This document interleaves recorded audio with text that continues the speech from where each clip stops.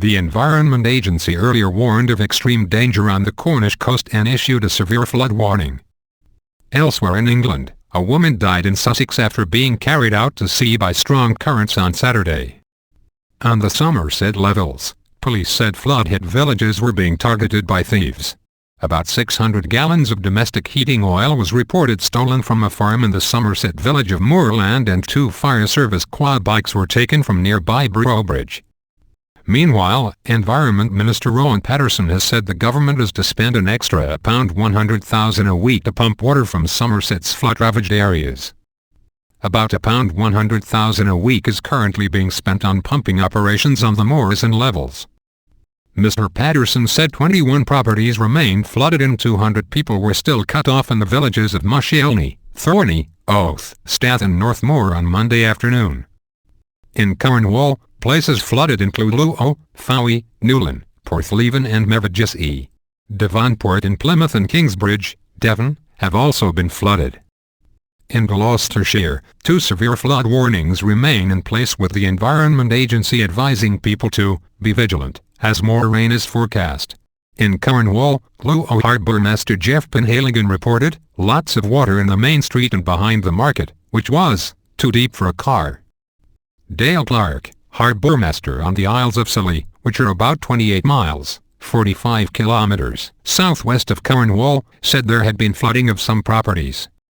BBC Cornwall reporter Johnny O'Shea said the sea off Penzance was incredibly rough, crashing along the sea wall. Jeff Brown, Cornwall Council's portfolio holder for homes and communities, said the seafront in Penzance was closed because of the concern of debris being thrown by waves onto the road. Clearly there's a severe amount of coastal damage and we need a clear weather window to start repairs, he added. Fowey Harbour Master Paul Thomas said he had been splashing around in flood water in his office. I think the properties that regularly flood in Fowey would have had it worse this time.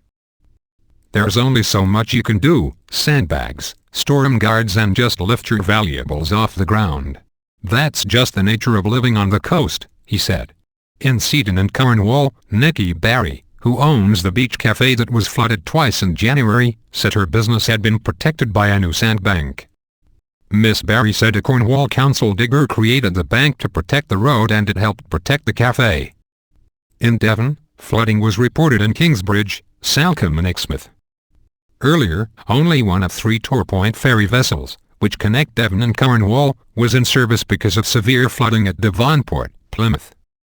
Rail services were suspended between Penzance and St. Erth on Monday morning due to flooding, First Great Western, FGW, said. They were restarted later. FGW added that services between Exeter St. David's and Newton Abbot were cancelled until 5 February because of damage caused by poor weather, and stagecoach buses were accepting its tickets. On Saturday, 6 fishermen were rescued after their boat foundered in treacherous conditions off the North Cornish coast. Enmana's Culdrose helicopter winched 5 of the crew from the sea, while the 6th was rescued by lifeboat. A spokesman for the Maritime and Coast Guard Agency said, "We will take a decision about potentially salvaging the vessel when the weather conditions improve. We estimate that around 30% of the vessel has already broken up due to the bad weather,"